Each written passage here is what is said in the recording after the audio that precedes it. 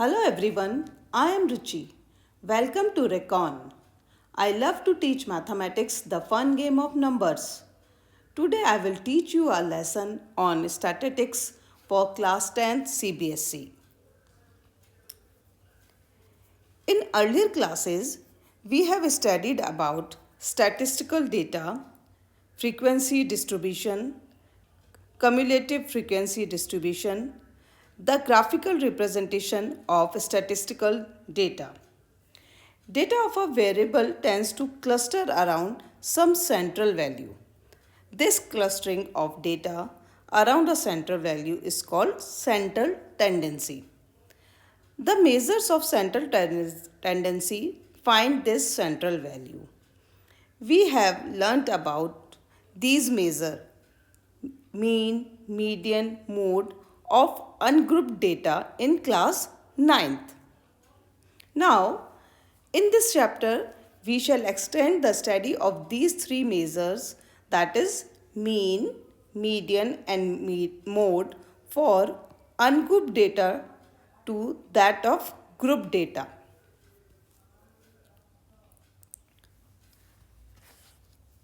Mean of group data.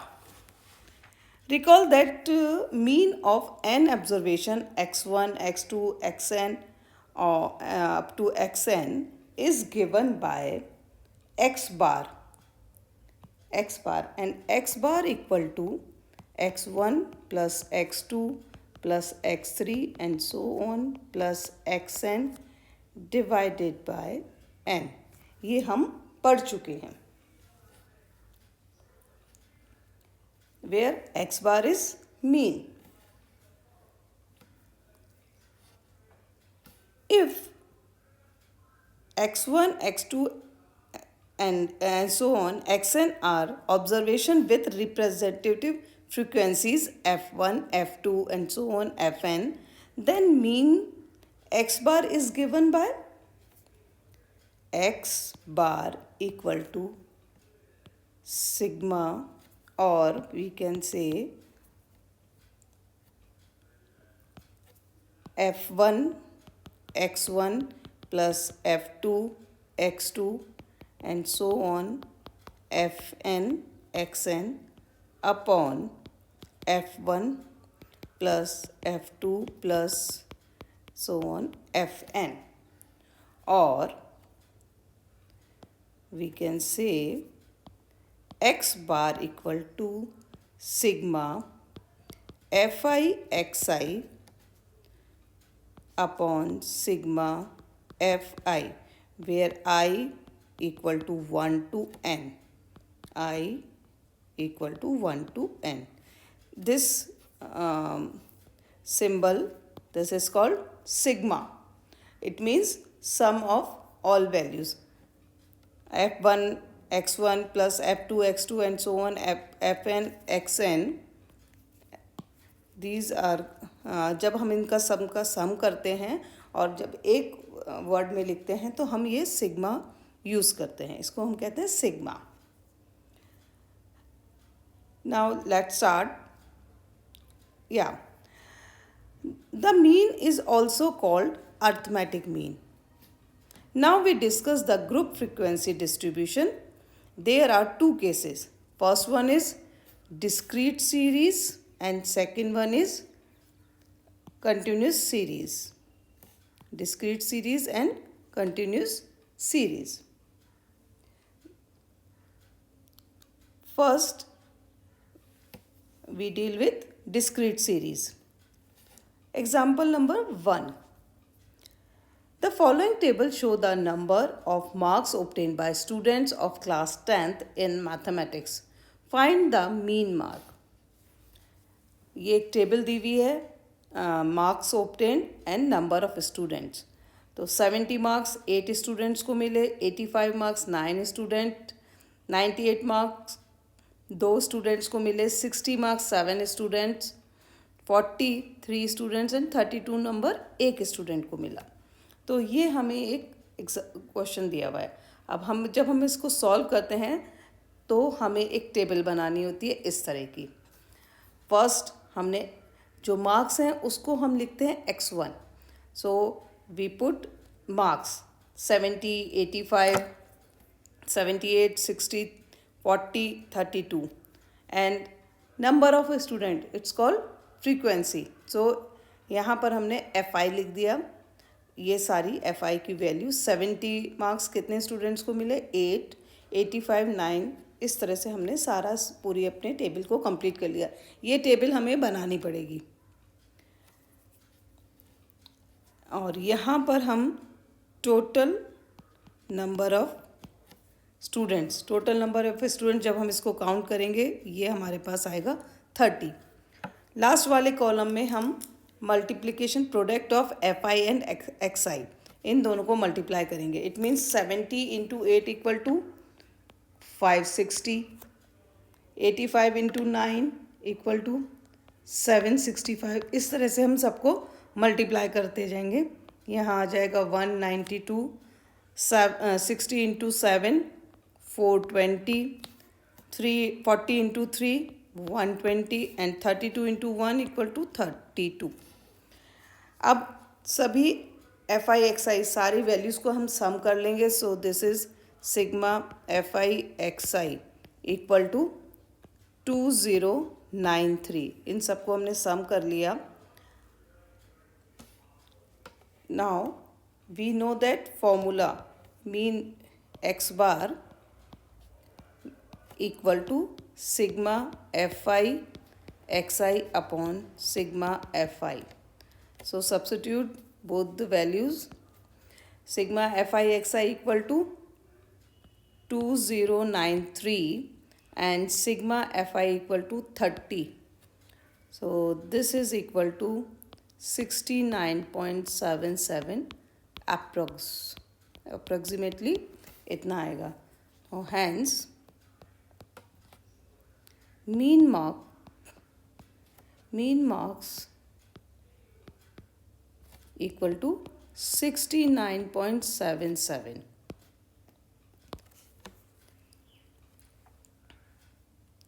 Okay, now second question, the mean of the following distribution is 31.87।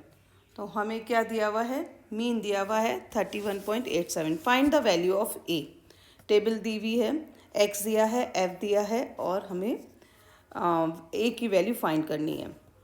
हमने ये table बनाया, XI FI दोनों fill कर लिए। Total FI equal to sigma FI हमारे पास आ जाएगा, इन सबको ऐड करेंगे 8, 16, 8 + 16 + 48 + 90 + 30 + 8, दिस इज इक्वल टू 20।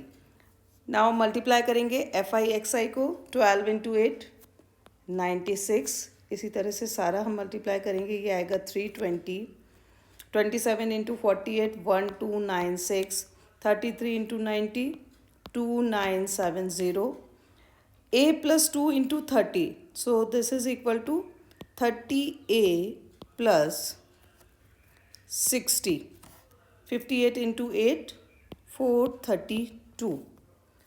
इन सबको हम जब प्लस करेंगे it means sigma FI XI equal to 30A plus 5174, हमारे पास ये आ जाएगा।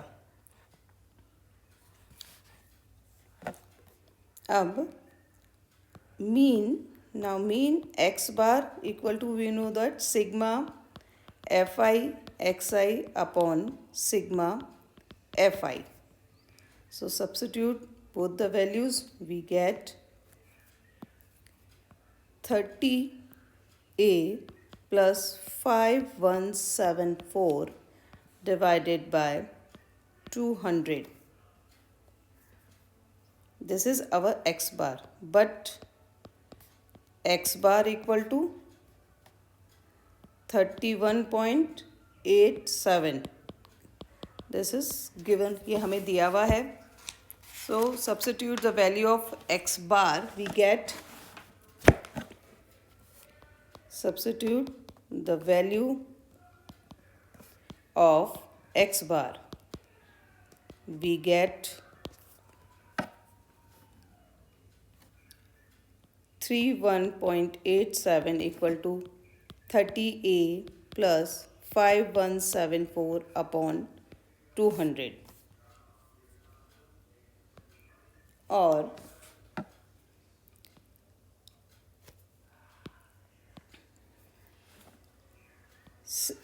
और 6374 equal to 30A plus 5174, और 30A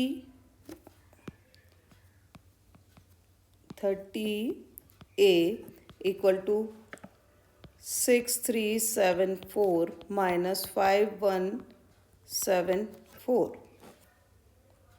और 30A equal to 1200, और A equal to 1200 upon 30, or we get A equal to 40. So hence A equal to 40, ये हमारा answer आ जाएगा। ठीक है, फॉर्मूला एक है, उससे हम इस तरह से इसको भी सॉल्व कर सकते हैं। Now there is another method for calculating mean. It is deviation method. It is very easy to calculate the arithmetic mean by the method given above. It means direct method. When the terms are few and the figure involved are small. But the number can be very large and it becomes very tedious to compute the mean by direct method. In order to avoid this difficulty, we use deviation method. Deviation method में करते क्या हैं? We choose an approximate value of provisional mean, or we can say it's assumed mean. एक assumed mean मान लेते हैं, उसके बाद हम इसको सॉल्व करते हैं। इस समय जो हमारे पास फॉर्मूला होता है वो होता है x bar equal to a plus sigma F I D I upon sigma F I, where a equal to assumed mean,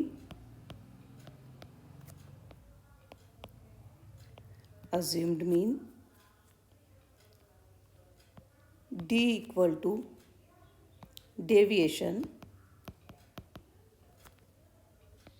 of assumed mean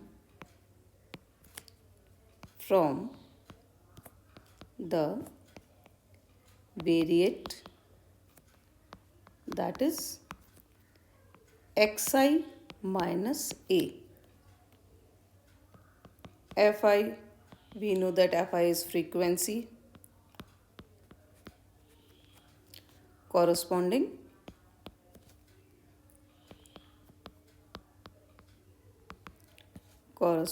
to the variate, and Fi di equal to product of the frequency and the corresponding deviation.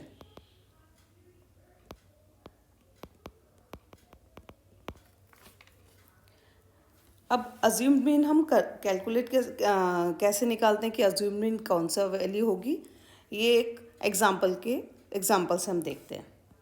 So this is a example, the distribution of height of 50 students measured in centimetre is as under. ये 50 students की height दी हुई है, 110 centimetre height 5 students की, 112 4 की है, इस तरह से ये हमें एक दिया हुआ है। By deviation method find the mean height of this distribution, हमें मीन हाइट कैलकुलेट करनी है। इस केस में हम करते क्या हैं कि हमें अज्यूम्ड मीन निकालना है। तो अज्यूम्ड मीन के लिए हमें करना क्या है, हम वो वैल्यू लेते हैं जो कि जिसकी फ्रीक्वेंसी या तो सबसे ज़्यादा हो, या तो हम उसको अज्यूम भी मानते हैं, या फिर जो सेंटर वाली वैल्यू होती है, सेंटर वैल्यू सपोज इसमें 1 2 3 4 5 6 7 8, हमें 8 दिए हुए हैं, जैसे ये 1 2 3 4 5 6 7 8 हाइट्स दी हुई हैं, तो इसमें सेंटर वाली कौन सी होगी? 4 और 5, या तो उनमें से एक को ले, या फिर जिसकी फ्रीक्वेंसी सबसे ज़्यादा होती है। इस केस में सबसे ज़्यादा फ्रीक्वेंसी कितनी है? 10 सबसे ज़्यादा फ्रीक्वेंसी है, तो हम अज्यूम मीन कौन सा ले लेंगे? 116। So let us take assumed mean as 116. So we can say A equal to 116. Clear? अज्यूमेंट कैसे लेते हैं? जिसकी फ्रीक्वेंसी या तो सबसे ज़्यादा हो वो वाला XI, या फिर सेंटर वाला जो सेंटर में हो। यहाँ पर 8 है तो सेंटर में एक नहीं होंगे, 2 होंगे। अगर 9 होता तो 5th नंबर वाला हमारा सेंटर वैल्यू हो जाती, तो वो वाला XI हम अज्यूम मीन ले सकते हैं। यहाँ पर हमने फ्रीक्वेंसी से देखा है कि फ्रीक्वेंसी सबसे ज़्यादा कितनी है? 10, और 10 के कॉरस्पॉन्डिंग जो XI है वो हमारा अज्यूम मीन हो जाएगा। It means 116।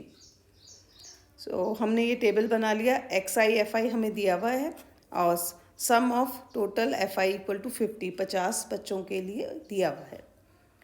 Now D, first we calculate DI, and DI equal to XI minus A. DI equal to XI minus A. अब हम इसको माइनस करेंगे, कितना है? 116 ये है, तो 1010 minus 116 equal to -6, 112 minus 116 equal to -4। इस तरह से हम सब कैलकुलेट करते जाएंगे, तो हमारे पास ये आ जाएगा 3 4 8 एंड 9। ये हमारा DI आ गया। Now multiplication of FI and DI।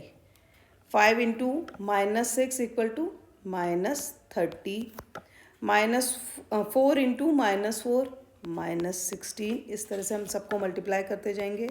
-8 0 18 28 72 and 9। Now sigma FI DI equal to 73। ये हमारे पास 73 आ गया। अब इस केस में we know that mean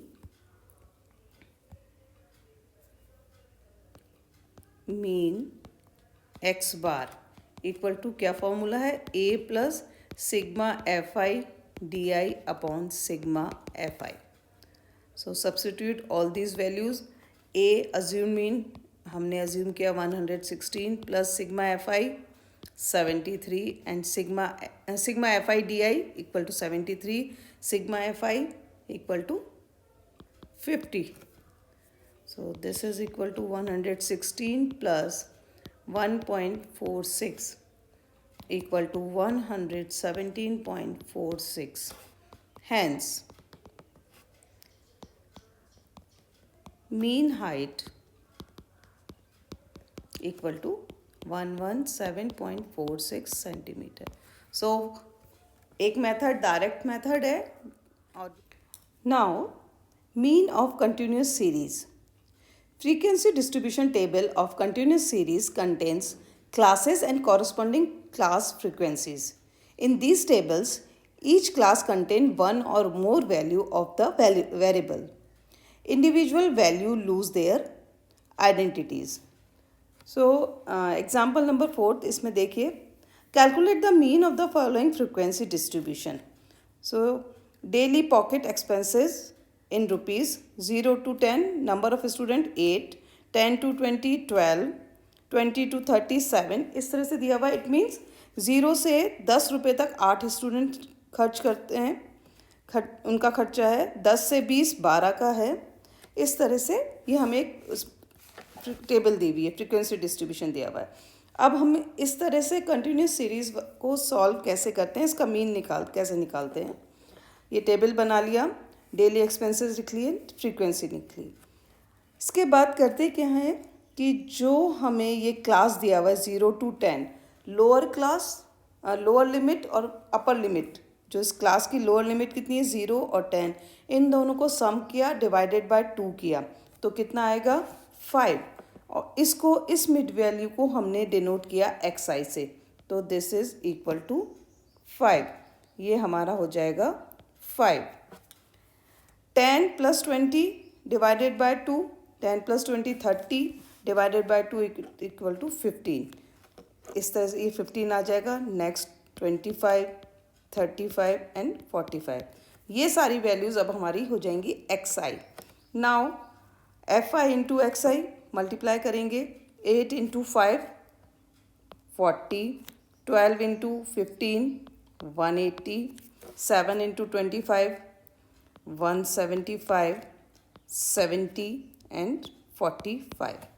Now sigma fi, sum of fi equal to कितना है 30, इन सबको ऐड करेंगे 30। इसी तरह से sigma fi xi equal to 510, इन दोनों को हमने सम कर लिया, ये हमारे पास आ गया। Now this is called direct method. Now mean, we know that formula of mean x bar equal to sigma fi xi upon sigma fi, and this is equal to sigma fi xi equal to 510 upon sigma fi equal to 30, so this is equal to 17. Hence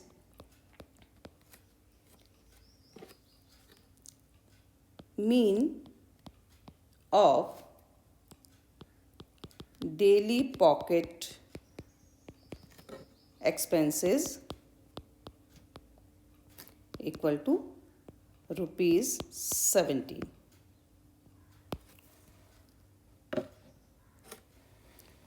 Now example number 5th. The following table shows the marks secured by 140 students in an examination of a certain paper. Marks दिए हुए हैं, range दी हुई है 0 to 10 20 students के, 10 to 20 के बीच में 24, 20 to 30 40 students. Find the average marks using the deviation method. जो पिछला एग्जाम्पल किया था हमने वो डायरेक्ट मेथड से किया था, अब इसको हमें deviation method for calculating arithmetic mean, हमें डेविएशन मीन से कैलकुलेट करना है। तो हम क्या करेंगे, सबसे पहले हमने ये टेबल बना लिया, मार्क्स लिख लिए, नंबर ऑफ स्टूडेंट्स लिख लिए। Now xi and xi equal to class interval का लोअर लिमिट और अपर लिमिट को ऐड किया, divided by 2, it means 0 + 10 divided by 2 equal to 5, 10 + 20 30 divided by 2 equal to 15, 25 35 45। अब अज्यूम मीन बताया था कि अज्यूम मीन कैसे निकालते हैं, कि जिसकी फ्रीक्वेंसी या तो सेंटर वाला, तो इसमें 5 हैं, 1 2 3 4, तो सेंटर वाला भी ये वाला हो जाएगा, 5 बीच वाला हो जाएगा, या फिर जिसकी फ्रीक्वेंसी सबसे ज़्यादा हो, तो फ्रीक्वेंसी सबसे ज़्यादा कितनी है 40, तो इसके कॉरस्पॉन्डिंग जो xi होगा वो हमारा अज्यूम मीन हो जाएगा। तो इसके कॉरस्पॉन्डिंग xi कितना है 25, तो ये 25 हमारा अज्यूम मीन हो जाएगा। तो let the assumed mean of